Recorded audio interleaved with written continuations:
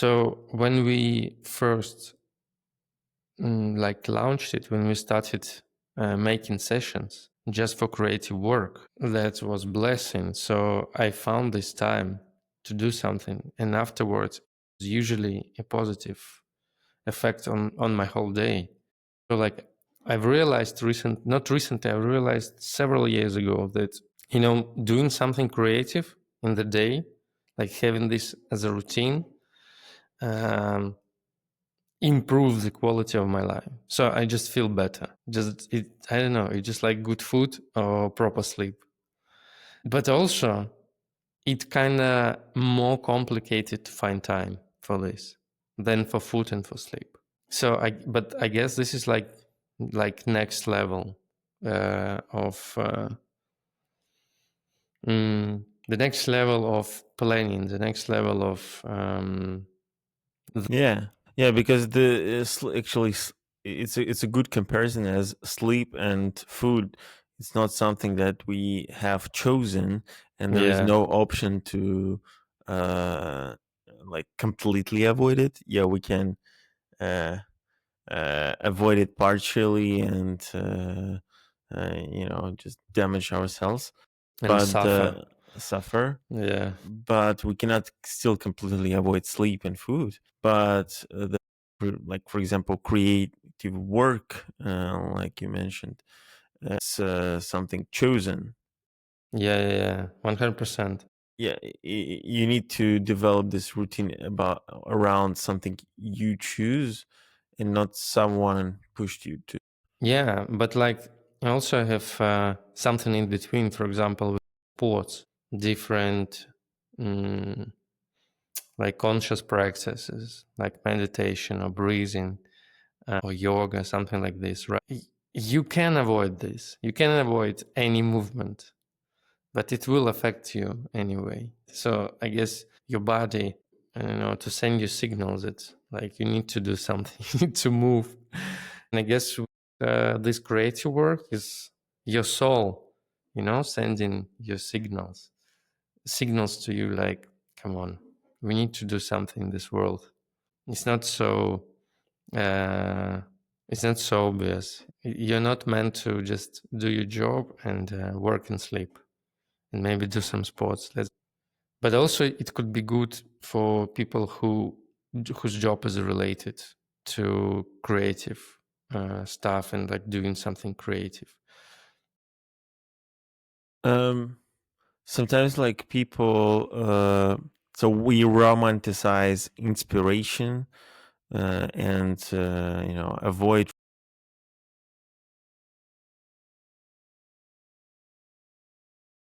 Yeah, 100%. Yeah, 100%. It's like waiting for inspiration. But like from my experience and experience of my colleagues and friends from music industry, it's not working like that. So basically, to plan some time, or maybe not plan, but like you need to do it consistently.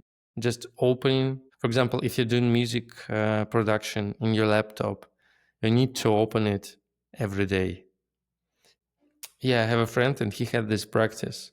So he was into like music production software every day, doing something. For example, he um, hadn't have inspiration to do track, right? So he was, for example, creating sound design. He was like creating like specific sounds. No inspiration for this. He was analyzing his samples libraries that could also spark him. No inspiration for this. He was analyzing tracks of other musicians. But super important point, you need to do this every day. And I really liked it. I really like this concept. So uh, because it also can lead you to to the to new wave of inspiration. Doesn't it sound like a restriction? Is it a restriction, or maybe it's devotion? I don't feel it as a restriction. Actually, I feel that. it's a choice. Like he chosen, to be and to do some stuff, to get better in this, to get better in music, and then it's just like, okay, I don't want to do this particular thing. I will do another one, but it's also connected to creative stuff. So I was so much inspired when he showed this to me. When was the last time you made something without trying to make it good? Just, showing up. Yeah, I guess it was several weeks ago when it was our session. Yeah, I remember that we were doing like breath work, Mm-hmm. and after breath work, I was like, yeah, I want to do some sound design. Yeah, that was a really sweet feeling. Yeah, I want to, uh, I want to calibrate some knobs. I want to listen to some sounds and to do this kind of stuff. That was super sweet. Yeah, and I've done some. And how often do you like practice with music without actually recording it or posting it? You know, just practice. Like with playing the instrument a lot, Mm-hmm. but like when you have the screen, for me it could be complicated. So usually it's more goal oriented when I have like the software. Yeah, I can feel it. So it's like, yeah, it's already like a project, so I can put it here, put it there. But for example, when I'm playing guitar, I don't have this feeling. So it's more, you're more into the, because also like when I'm playing, I'm feeling it a lot. Also, like the signals from my body and how my fingers are touching strings. So it's like super also like. So for me, it's already super cool just to play it, to have it. For me, Yeah, I'm yeah, already happy, when it's just like when it's happening. For me, it's fine not to be recorded. yeah.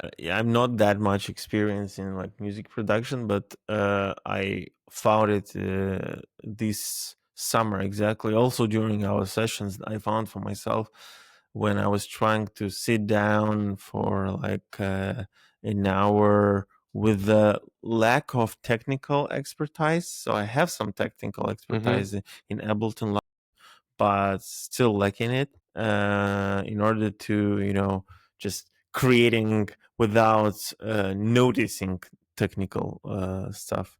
Yeah. Need I can do things, but I still need to notice to find out things, etc. And it kind of slows down the creative process, and it feels like, oh, I'm too engineering this. Mm-hmm. And I was trying playing with some apps, like mobile Yeah. apps, and some physical devices that where you can just play with the music exactly and be in the session more, feel it on your fingertips. But still there was an importance show up to, like for example, to the session sometimes, like I found, okay, I'm gonna leave this time for just playing, no recording, just playing.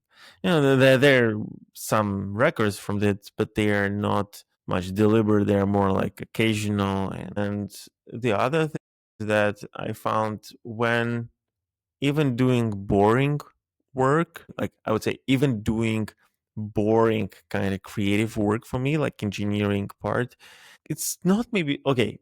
It's maybe not that much boring, but it's slow. Mm-hmm.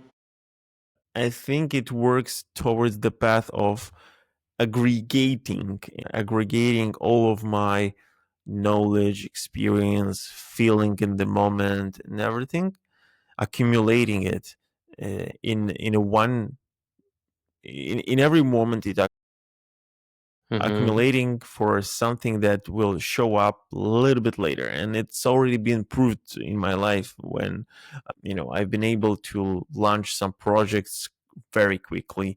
Mm-hmm. create something very quickly. Mostly not just because I'm able to, create something like this quickly, but more but because I had, intersection of different experiences, professional expertise, something else works out combined at some point that I don't know what. It just happens after some period of um work and some period of consistent um, consistent. Yeah, yeah, yeah. Yeah, it usually uh, pays off, you know? Yeah, yeah, yeah, kind of pays off. Yeah, when you do it consistently, you never know when. Sometimes sometimes you don't know when the result will come. I also have this You with sound like a creative stuff. recruitment. Yeah, really. Yeah, but this is like the thing. I feel it with creative practices as so you can be working on the music that can be released in 5 years, but it still could be good. But also, I've noted this with different spiritual practices, like meditations. So, for example, you can meditate for some time, for a long time, right? In some moments of your life. And you can see the results of this in some time, like in half a year, something like this. And I was feeling this. Yeah. Also, I wanted to add that the cool thing about going to the session is when you are showing up to the session, yeah, you're committing that you will stay till then. So you need to do something, you know? So for me, that was the most uh, not the most, but like super important part of the process. We're showing up and we're saying, hey guys, now we're working on our creative stuff. Cameras are on, no escape, you know, and we do not check our emails, you know, sending messages. We're super focused on doing our creative work. Yeah. I think this is actually a specific type of practice. I mean, Oh, of course. I Yeah, absolutely. mean, so there is a limitation to this. Like you just have 1 hour to create Yeah, music, yeah. and sometimes people are like, "What? Like just 1 hour? I need like more time. This is so less time." And or there is a restriction. I cannot, do things under this restriction. Okay, and maybe everyone is different. That's fine, but it's also kind of a practice that changes how the brain activates for this creative. Like sometimes you can feel like it tries to find the solutions and very creative solutions uh, because your time is limited. Oh, yeah, absolutely. Yeah, So the yeah. the time limit actually works some pretty often for many people. Again, maybe not everyone. It works towards boosting creativity and making creative decisions fast. But also, again, it's important. Like I see for myself, it's also important to develop and maintain not only this kind. So you cannot probably work only within one type of practice and like fulfill your schedule with only limited focus sessions. Even I've heard No, no, no. even I've heard there are pretty a lot of like musicians. They work in a studio time limited. There are other ones that work without any time limit, and I think that variation. So basically, and you will get more from each type of practice. So when you have time limited sessions, you will get more when you released to the world where you don't have time limit and like you can just have some jam with yourself or others without time limit, and vice versa. When you always were try to create music within the inspiration and you don't have time limit, your brain works in one type of waves and different way. And when you put yourself into time limit, it just opens up the different part of your creativity. Yeah, yeah, absolutely. So in order to have also creative part in, inspired vibes that I also had. I see that the time limited focus session works on me the way that, I can be inspired to play music outside. It's like, it sometimes can feel like a kind of protest, and it's good. I mean, it's good to have this kind of protest. I don't Mm, want this time, interesting. because this protest kind of, yeah, I want to be in this kind of freedom right now, and that's also fine. But you cannot feel this unless you don't have the alternative feeling. Mm. Yeah, you know what I was thinking? I guess it's a good combination when you have a limited time practice in the start of your day, right? In the first half of your day, and then, bro, you're free. You can continue, you can Yeah. do more, you can finish. Like, I guess for me, I had it yesterday actually when we had just our regular focus session. You know, I had this commitment to other members to do something, and I said, yeah, I'll be like doing my track. So that's my commitment. Like, I need to finish and release it. And we were working on this like 45 minutes, and then I stayed. It is just finished. Needed to finish, you know. So for me, it was like perfect combination because no one is telling you, no, that's it. You don't need to do this, you know? Like, yeah, perfection or progress? I guess progress. Like, in my experience of making music, it's better to release imperfect music than waiting for perfection. Because you won't master your skills working on one piece of music, Mm-hmm. working on one project. Do you understand? And now again, it could be super meaningful for you, but still, I guess when you're working also on one piece of art, you don't have a lot of mental and brain capacity to create something new. That's for Mm-hmm. sure. Like, so I remember this when you have some unreleased music, unreleased songs, they're all in your head, and you don't have space for the new one. Oh yeah, and I so much love. There's a chapter momentum from the Rick Rubin's book. I so much often you use it in in some work with musicians, like the sessions that I do, or like, I mean, how I use it. So basically, the momentum chapter of Rick Rubin book is the idea that each moment, basically, each moment is unique. Mm-hmm.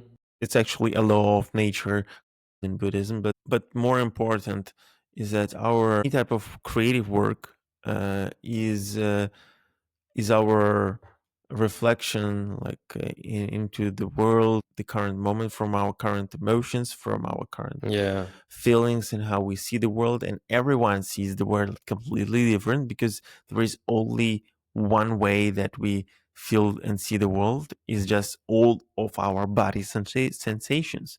It's only eyes, ears, Mm-hmm. fingers, kinesthetics, sense, etc. Yeah, and taste. Yeah. Uh, so and only through this way, every momentum is unique in our creative practice. And when you create the work in this exact moment, it's, if you keep it in a draft, it's very often, really very often, most probably, if you don't finish it in upcoming time, momentum will go away. Yeah, that's true. Momentum goes away because you don't feel that much sadness about your breakup, or maybe it maybe changes. So, and maybe this reflection doesn't touches your soul in order to continue, and it's very hard to go back to these feelings and emotions, or maybe people don't want to avoid them, or maybe there are hundreds of reasons why it's hard to go back to some work that been created year ago. But there is also some other thing. Sometimes this momentum needs to be like not postponed, but maybe stored. Stored, yeah, you're Kind of right. sometimes it happens, but it's actually a more rare case, to be honest, because it's when it's stored, sometimes people can return back, but it's not return back. Actually, it's just still something in this current moment that vibes and connects with your track and maybe your piece of art or video that's been created before. But most probably it doesn't work. Most probably people just leave those works and drafts behind, and they just store it as unreleased tracks, most probably for years and forever. But I guess, this is like the whole problem of finishing art. It's more complicated Mm-hmm. to catch the moment, but also to finish what did you get. I guess it also depends how can you see the process. For example, what I was thinking a lot, it just you can finish this emotional part of the track, of the song. Mm-hmm. You can make this the story, something like this. But technically, you can finish it later. It's fine. Actually, can be even better to look at this with a fresh eye, like another person did it. Now, this could be cool. I had this feeling actually. I was creating music. So I had the moment when I was creating music like every day. I had like a lot of inspiration in the days. It was like for several months. I did like tons of mm, tons of sounds, right? So it was finished tracks and unfinished demos, something like this. And then I got a new job. Things started to move super quickly, and I was also working with music and sound. So I didn't have enough time, to finish this. And then I remember I got into vacation and I was like, okay, let's check. What was it? And I've checked it and I was like, asked. I was like, wow, this should be released. It's super cool. Do you know what I mean? Yeah, So yeah, it, yeah. it wasn't me, I guess. It was not the same person who was doing this, but I still, good thing, So like, I would like this to be released. The world needs to listen to it. It's good. It's good. So I guess it was a good check. It was a good checkpoint that I've listened to this in some time and I Yeah, liked it. That was yeah. cool. I think it's also like it's kind of, I don't know how to, like, ideally to explain this. Maybe there is no need for me like to explain this exact your case, but there are like various variations of this moment. And so like maybe this moment just continued, or maybe this the new part is actually a new moment, Oh, had actually the connection with with the work done in the other moment. no, that's deep. That's deep. Yeah. Yeah. Why not? It could be like this. Yeah, I think maybe it's a more like connections of the moments. Maybe, I don't know. Mm-hmm. For me, it feels like that, because basically, again, there's no past and future. There is only current state, and so if I listen and I hear my some previous work, I will have my current moment reflection, current moment feelings Mm-hmm. about it. Yeah. Makes sense. Hmm. And yeah, I'm thinking like, how often do you create uh from the noise? So are you creating from the noise or from the signal? Like, What do you mean? signal is like, you need to do this, like you need to do exactly this type of idea. Or noise is like, you have a bunch of thoughts, actions, uh you know emotions, and you don't have the path, you just start creating. Yeah, So I guess I'm trying to find the signals every day. I guess now I'm like a signal catcher. So like I'm looking for them, like I'm trying to be sensitive mhm. to the universe, to what is happening now in my life. So for me, like when I got the signal, I'm 100% in. Yeah, let's do this. Because you know what? If you're not following the signal, um, like you're going against the life, against the movement of life. Uh, I don't know. It's just like it's not natural to go, not to lead the signal, not to go with the signals. Mhm. And like with the noise, yeah, usually I don't. Mm, for me, it's just like the state where it could be frustrated. So for me, when there is a lot of noise, I usually ask for help from other people. Like a minute, like, or I'm waiting. I'm just like, okay, now it's noisy. I don't have any specific thing to. I can wait. I know you Yeah, practice meditation, so yeah, we do in our sessions, like, yeah. just interested, like, what changes in your work after you do, or maybe specific Yeah, I can type tell of you. meditation. Yeah, the thing is like what has changed. Like in general, I started to get more signals. That is the most positive thing. So now sometimes I have like the feeling that I need to do this or I need to do that. Yeah, usually it comes after meditation. So I feel like it affected my life. Also, about the noise in meditation. So recently, I got super cool insight. So I was wondering about like buying some digital software for music production. And I was like, should I buy it now? Should I wait for the Black Friday? Should I use this deal? Another deal? It was noise, right? So it's noise. So you have like talking in your hands. And after meditation, I had the feeling that it doesn't matter. Bro, you can buy it now, you can buy it later. In general, it doesn't matter. It won't change your life. And it was kind of relief. So if you won't buy now, you have money. If you don't need it now, okay, wait for the Black Friday. Like, doesn't matter. Yeah. Yeah, that was like super cool feeling. Uh, that some things are not actually important. It is also how meditation can help you, to realize it.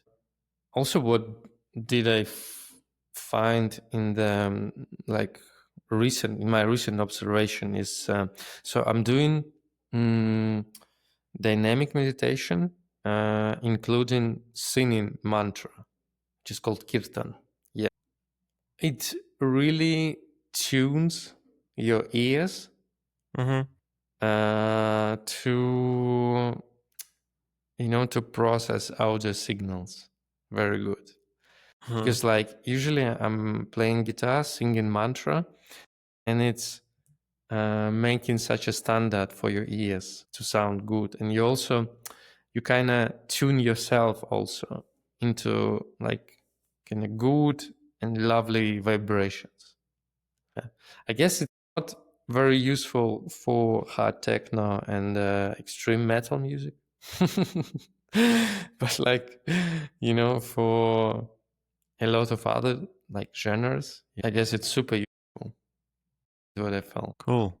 Like, I think it's a good, um I think it's a good finish of our Oh, okay. conversation. Yeah, all right. Let's maybe have, if you want. Yeah, maybe. Yeah, So I'm all right. so calming and so Yeah. No, but it's true. Like this. This is what happening with me. Like right now, in the moment, momentum. So I had this signal like this week. You can buy this software now. You can buy it later. It doesn't matter. thanks for sharing. Thanks for sharing. Yeah.